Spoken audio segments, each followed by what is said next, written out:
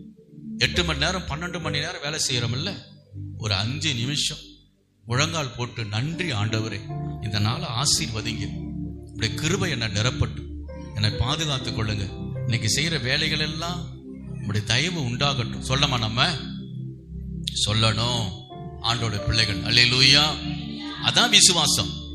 சும்மா நான் விசுவாசிக்கிறேன்னுட்டு பைபிளைக்காச்சும் ஒரு மூளை கிடக்கும், ஞாயிற்றுக்கிழமை எடுத்து தட்டி தூசி தட்டி தேடிட்டு கிடக்கக்கூடாது.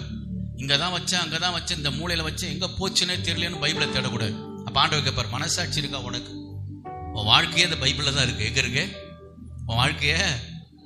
அல்ல இந்த பைபிள். இதே நீ தேடிட்டு கிடக்குறன்னா உலக ஆசீர்வாதத்தை நீ எப்படிலாம் தேடிட்டு கிடக்கணுமே, நல்லா யோசிச்சு பாருங்க. அல்லேலூயா. பைபிள்ல தான் எல்லா ஆசீர்வாதமும் இருக்கு. அதையே எங்கேயே தொலைச்சிட்டு நீ தேடிட்டு கிடக்குறன்னா உலக ஆசீர்வாதத்தை எப்படி நம்ம பெற்றுக்கொள்ள முடியும்? உன்னத ஆசீர்வாதத்தை எப்படி பெற்றுக்கொள்ள முடியும்? அல்லேலூயா. பேதுரு கொடுத்தான், கீழ்ப்படிந்தான். கர்த்தர் அவன் வாழ்க்கையை நிரம்பி வழிகிற ஆசீர்வாதமாய் மாற்றினார். பிரயாசத்தின் பலனை அவன் வாழ்க்கையில உண்டானது. அவன் வாழ்க்கையில் இருந்த வெறுமையை கர்த்தர் மாற்றினார். பேதுரு அவரும் ஆசீர்வதிக்கப்பட்டார். அவர் மூலம் மற்றவர்களும் அவரை சேர்ந்தவர்களும் அந்த ஆசீர்வாதத்துக்கு சொந்தக்காரர்களாய் மாறினார்கள். அல்லேலூயா. கர்த்தருடைய நாம மகிமைப்படுவதாக.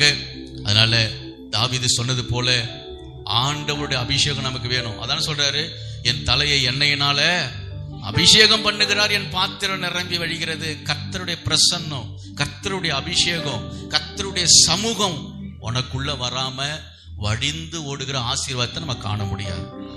நம்ம கைக்கு நம்ம பிரயாசப்பட்டு இந்த உலகத்துல அது கர்த்தர் எல்லாருக்கும் கொடுத்தது, எல்லா மனுஷன் கொடுத்தாரு. வேலை செஞ்சா சம்பளம் கிடைக்கும், வேலை செஞ்சா அதுக்கான பலன் கிடைக்கும். அதுல எந்த மனுஷனும் பெரிய சமாதானமா வாழ்ந்துட முடியாது.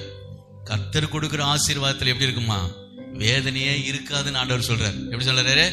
நீ பிரயாசப்பட்டு வேலை செஞ்ச சம்பாதத்துல வேதனை இருக்கும், ஆனா கர்த்தரால் வரும் ஆசீர்வாதத்துல வேதனை இருக்காது, சமாதானமும் சந்தோஷமும் புசிப்பும் இருக்கும் என்று சொல்லப்பட்டிருக்கு. அவர் அல்லேலூயா சொல்லுவோமா? அல்லேலூயா.